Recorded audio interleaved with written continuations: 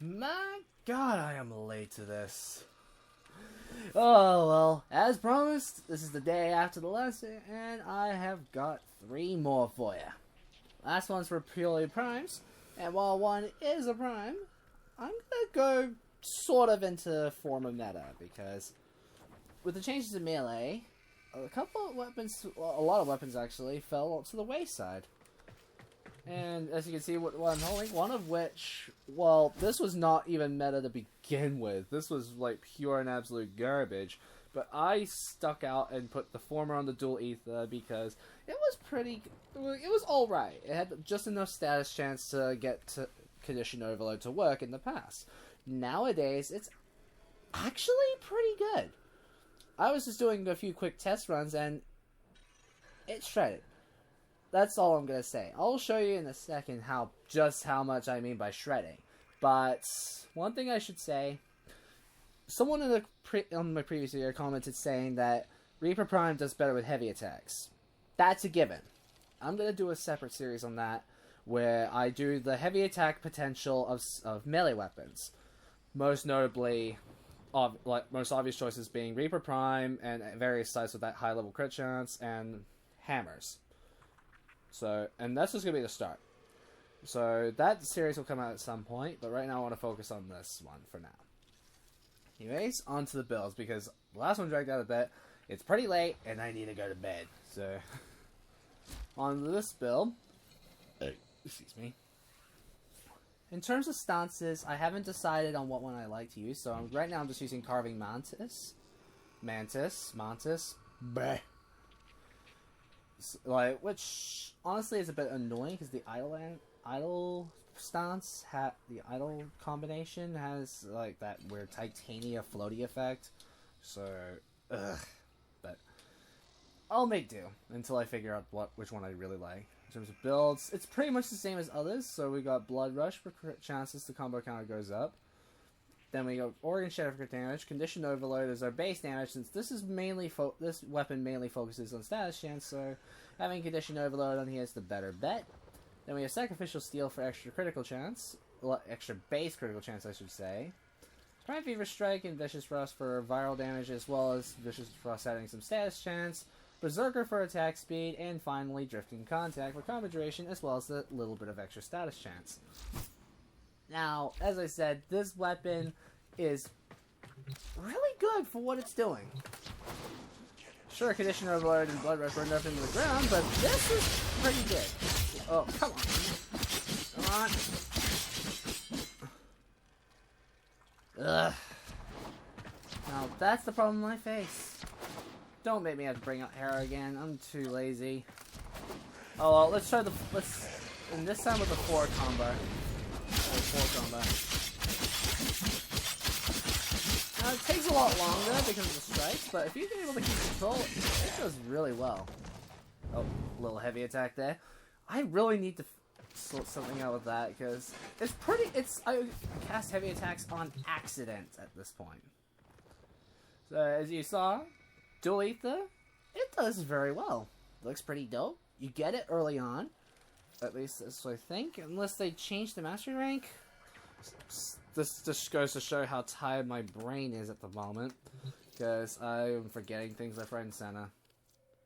Mastery rank 8, so fairly early on, but you'd have to get through the war with it and things like that before you can get to it. So, probably mid to late game weapon this. Anyways, the next one I've got on the agenda is the former king of polearms, the Lesion. This was the beast to go for when it came to taking on any content. It was the hottest hitting polearm before the melee changes and Orthos Prime became the king. Which I can't complain. Orthos Prime is my favorite polearm, and it looks really good, so I can't complain. But that does not mean the Lesion is down for the count. 160 bomber, it's got to ramp up, but look at this once it really gets going. So this is a cold start in the Simulacrum, but if I can quickly spawn another one in. just don't underestimate this. I mean, look, as a plus, just look at that. And not to mention the unique mechanic, which just gives this thing extra attack speed and toxin damage. So overall, Lesion, is it still worth picking up? Yes, sir. It's fairly easy to get if you have ready access to a dojo. Wait, is the Lesion still in the dojo? Sorry, memory really being hit hard at the moment. Oh no, you can get it from the market. Well, I'm dumb.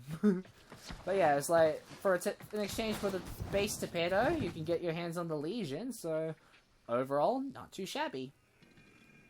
It's an okay looking polearm, but I just like the skin. As for ribbons, judging with the stats, I would easily go for range. No, hands down, but if I remember correctly, because I never bothered looking for a ribbon for this, the Legion's disposition is still quite low until D decide to change it. Now, for my final weapon, it's one that I had mixed feelings about at first, but everyone loved it for its unique combo multiplier mechanic. If that doesn't give it away what I'm going to cover, then we're going to be covering the Venka Prime. Now, I haven't tried the claw stances yet, so this is new territory for me in terms of the stances. So for now, I'm just going to stick with Vermilion Storm. Build pretty much the same as my other weapons, and heck, I've even updated the builds on the weapons I did for the first two videos where I used the original builds, so like the ones where I still had prime pressure point in them. I've updated those builds, and so, anyways, on to this. First up, we got, like, again, Condition Overload, mandatory when you have a crit status hybrid melee weapon. Blood Rush, mandatory, high crit, always gonna benefit really well with Blood Rush. Prime Fever Strike for raw toxin damage. Berserker for attack speed, because that high crit chance means Berserker will proc fairly often. Sacrificial Steel for that truck ton of crit chance. Vicious Frost for cold damage and status chance while combining with Fever Strike for viral. This is a high slash weapon, so viral's probably one of the better ones to go for.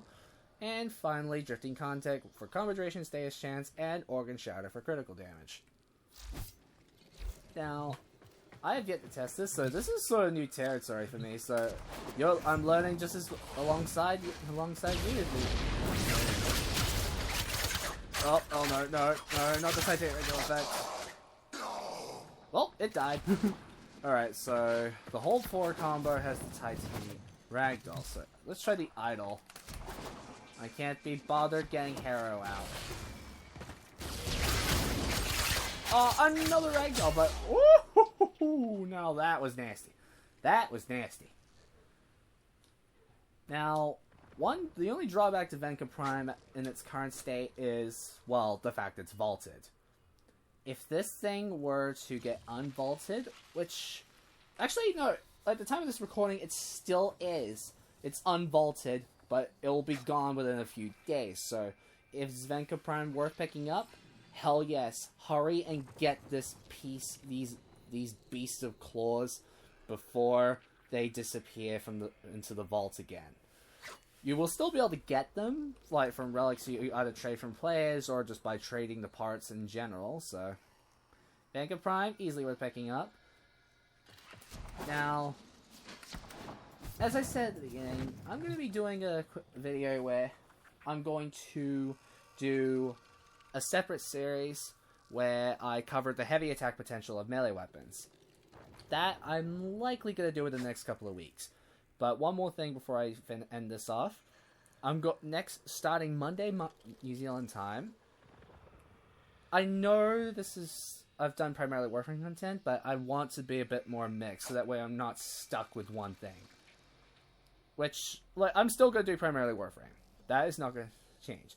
But alongside my Warframe content, I'm also going to upload a 5-part series where essentially I do a replay of the indie horror game Bendy and the Ink Machine. Because the creators announced it's essentially a sequel or it's prequel. It doesn't like in terms of storyline. It's not any of those. But the next Bendy game is due to be released sometime in fall for the U.S. But here it's spring. So since it's November, that means it's the last month for Dark Revival to release. So on Monday, I will do Chapter 1, Tuesday 2, and leading all the way up to Chapter 5 on Friday. So for anyone in time zones like we're in the US, I'll be starting this on Sunday. But for anywhere in Oceania, or OCE as I just prefer to call it, because it's less of a tongue twister, it starts Monday. Time-wise, I can't get a good time schedule because I'm playing a bunch of other games. I also have work. But one thing's for sure, I'll be uploading Warframe content consistently, but while adding something else on the side. So anyways, thank you for watching. I will see you in the next one. Yeets!